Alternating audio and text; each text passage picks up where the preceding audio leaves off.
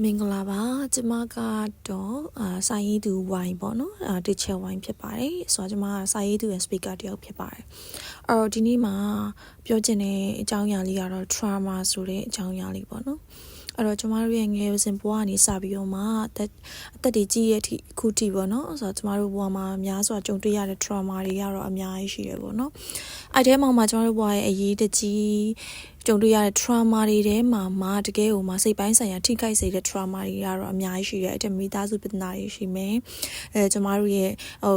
ငယ်စဉ်ဘဝမှာကြုံတွေ့ရတဲ့ဒဏ်ချက်တွေစိတ်ဒဏ်ရာဒဏ်ချက်တွေရှိမယ်နောက်တစ်ခါ relationship နဲ့ပတ်သက်တဲ့ပြဿနာတွေရှိမယ်ပေါ့နော်ဆိုတော့လောကကြီးမှာအရေးကြီးဆုံးကတော့ကျမတို့ကချစ်ချင်းမြတ်တာနဲ့ပဲတိဆောက်ကြရတာဖြစ်တဲ့အတွက်ချစ်ချင်းမြတ်တာဒီအရေးကြီးဆုံးကဏ္ဍမှာတစ်ခုမှာပါဝင်နေပေါ့နော်အဲ့ထဲမှာကျမတို့ရဲ့ဒီ relationship တွေbreak up ဖြစ်ကြတဲ့အခါမှာရတဲ့ trauma နောက်တစ်ခုကကိုချစ်ရတဲ့သူစီကနေပြီးတော့မှတစ္ဆာဖောက်ခံရတဲ့ trauma တွေနောက်တစ်ခုကကျတော့ရုတ်တရက်အဆက်အသွယ်ဖြတ်သွားတဲ့ trauma တွေမျိုးစုံကျမတို့ခံစားရတယ်ပေါ့နော်အဲ့တော့အဲ့ဒီ trauma တွေခံစားရတဲ့အခါမှာကျမတို့ရင်းနဲ့မမျှအောင်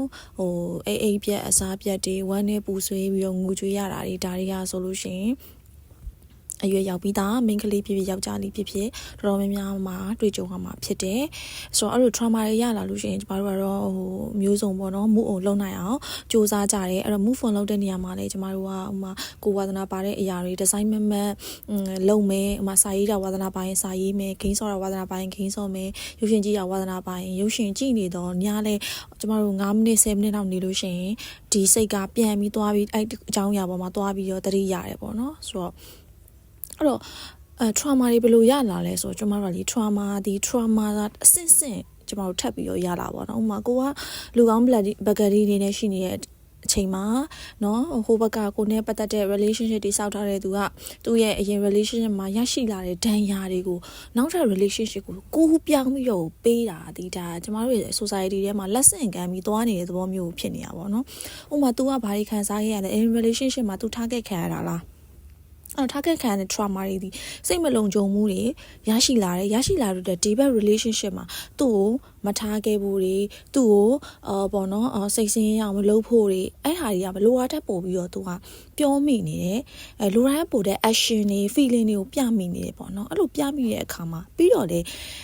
तू ကဟိုဘက်မှာခံလာရတာဖြစ်တဲ့အတွက်ဒီဘက်မှာလေ तू ကအဲ့လိုမဖြစ်ချင်တဲ့အတွက်ကိုတစ်ဖက်သူကိုအနိုင်ယူသလိုဖြစ်လာတယ်ပေါ့နော်ဆိုတော့အဲ့တော့ဖြစ်လာတဲ့အခါမှာတစ်ဖက်ကခံစားရတဲ့သူကဘာဖြစ်လာလဲဆိုလို့ရှိရင် trauma ထက်ရလာတာ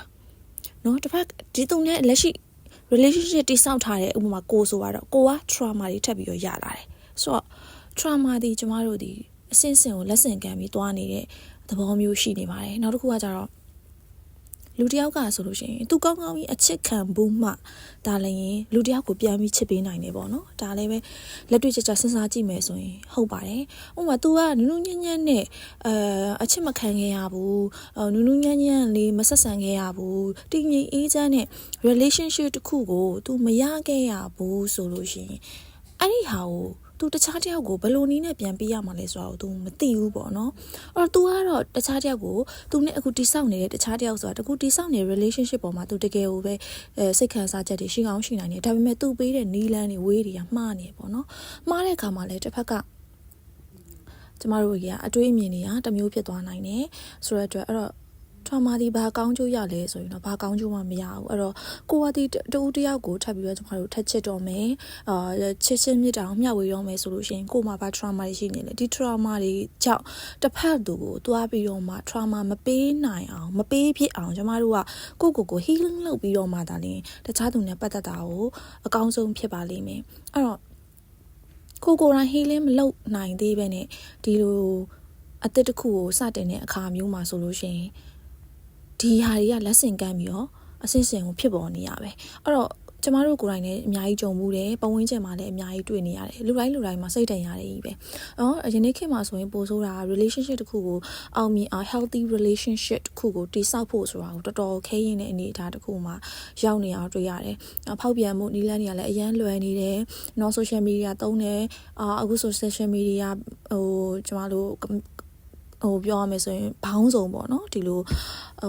channel ဘောင်းစုံတွေပေါ်လာတဲ့အခါကျတော့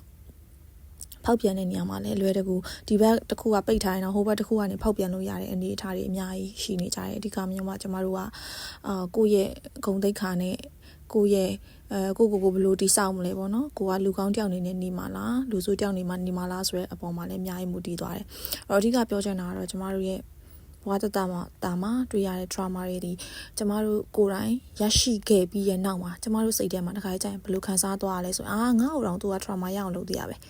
ငါလည်းပဲဒီအပေါ်မှာတစ်ဖက်သူပေါ်မှာငါလည်းလက်စားချေမယ်သူ့ကိုပြန်ပြီးတုံ့ပြန်မယ်ဆိုတော့ဟာမျိုးလည်းရှိတယ်လို့အရှိရ relationship ကမကောင်းခဲ့ဘူးအဲ့တော့ငါလည်းပဲနောက်လူအပေါ်မှာငါကောင်းစရာမလိုဘူးငါမကောင်းလို့ရှိရင်ငါ့ပေါ်မှာ तू ကောင်းရင်ကောင်းမယ်ငါအရင်ရှိ relationship မှာကောင်းပြီးရတယ်နဲ့ तू ငါ့ပေါ်မှာမကောင်းတာဖြစ်တဲ့ငါအခု relationship မှာငါမကောင်းပြီးတော့ဘူးဆိုတဲ့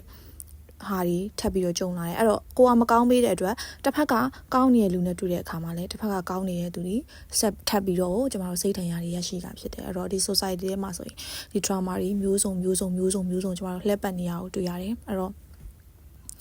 ကိုနာရှိမှပြောသလိုကျမတို့ဒီကိုယ့်ရဲ့ရင်ထဲမှာချစ်ချင်းမြတ်တာရှိမှသာလျှင်တခြားသူကိုချစ်ချင်းမြတ်တာပေးနိုင်ပါတယ်။ကိုယ့်ရဲ့ရင်ထဲမှာ trauma တွေရှိနေတဲ့အခါမှာကျမတို့တခြားသူ trauma တွေပဲထပ်ဆင့်ပြီးတော့ပေးနိုင်မှာဖြစ်ပါတယ်။အဲ့တော့ကျမတို့ရင်ထဲက trauma တွေကိုကျမတို့ဘယ်လိုသိမ်းဆည်းကြမှာလဲ။သူများကိုမပေးဖြစ်အောင်လက်ဆင့်မကမ်းဖြစ်အောင်ကိုကျမတို့ healing လုပ်ကြမယ်ကိုဝါသနာပါတဲ့စာအုပ်ဖတ်တာတွေလုပ်ကြမယ်အတက်နိုင်ဆုံးကတော့စိတ်ကိုပြန်လွင်မသွားကျမတို့ meditation တွေတရားထိုင်တာတွေလုပ်ကြမယ်ပေါ့နော်ဒါလေးတွေနဲ့ပဲကျမတို့ move on လုပ်ရမှာဖြစ်ပါတယ်အဲ့တော့ move on လုပ်တယ်ဆိုတဲ့နေရာမှာလည်းကျမတို့ကချက်ချင်းလက်ငင်းဒီကိစ္စတစ်ခုကိုမိပြောက်သွားဖို့ဆိုတာမဖြစ်နိုင်ဘူးဒါပေမဲ့ကျမတို့ရဲ့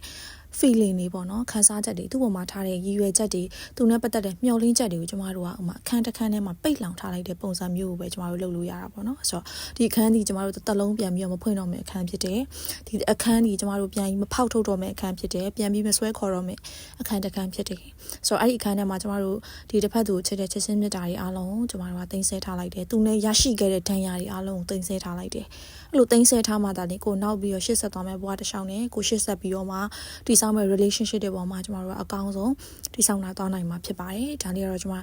ရဲ့ဟိုပေါ့နော်စဉ်းစားမိတာလေးပထမအဦးဆုံးကျမရဲ့ဗီဒီယိုအနေနဲ့ဒီ trauma ဆိုတဲ့အကြောင်းလေးကိုတင်ဆက်ပေးလိုက်ပါတယ်အားလုံးပဲကျေးဇူးတင်ပါတယ်